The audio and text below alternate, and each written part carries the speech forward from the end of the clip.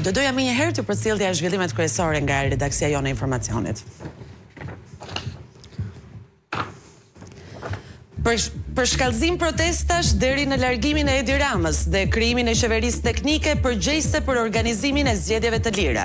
Kjo frazë ishte kryefjala e qëndrimit të Berishës nga Strasburgu, ku denoncoi kriminalizimin e ekonomisë shqiptare nga parat e drogës, si dhe skandalet Balluku dhe Akshi, që sipas Berishës janë pasqyrë e qeverisë Rama.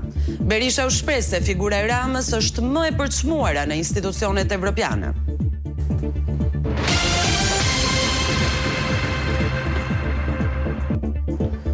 Bllokimi që qeveria po i bën drejtësisë për të mbrojtur Belinda Ballukun ishte temë debatesh të forta mes mazhorancës dhe opozitës në konferencën e kryetarëve.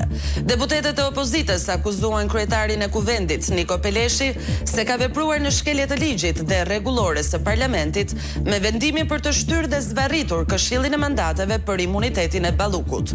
Opozita tha se kuvendi është kthyer në zyrë avokatie, korrupsionit të Ramës dhe të Ballukut.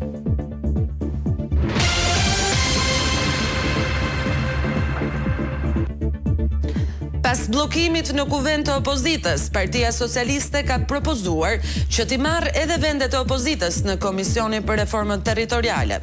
Partia Socialiste ka dhënë sinjalet e para për reforma të njëanshme, ndryshe nga sa kërkohet nga aleatët dhe Bashkimi Evropian për të garantuar reformat e suksesshme me gjithë përfshirje.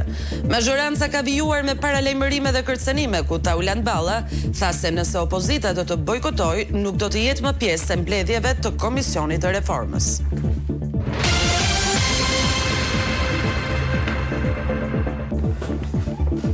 SPAK ka mbyllur hetimet dhe ka dërguar për gjykim çështjen ndaj dy ish prokurorëve të Sarandës, Kledian Llaho dhe Çlirim Shahini.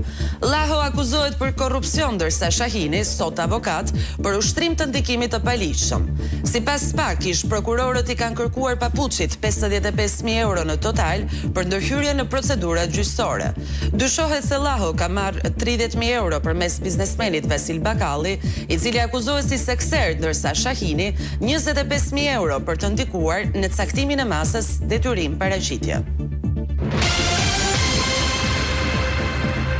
Seanca e dosjes Plumbi Art në gjykatën e posaçme u shty sërish për shkak të mungesës së disa avokatëve. Avokati i Gentian Sharrës, Sokol Hazizaj, kërkoi shoqërimin e detyrueshëm të bashkëpunëtorit të drejtësisë, Nureddin Dumani, për të bërë ballafaqimin me të pandehurin Henrik Hoxha. SPAK e kundërshtoi duke argumentuar se nuk ka përballje kundërthënëse dhe gjykata vlerësoi se nuk janë plotësuar kushtet ligjore për shoqërimin e tij. Seanca u shty për datën 3 shkurt, ora 10.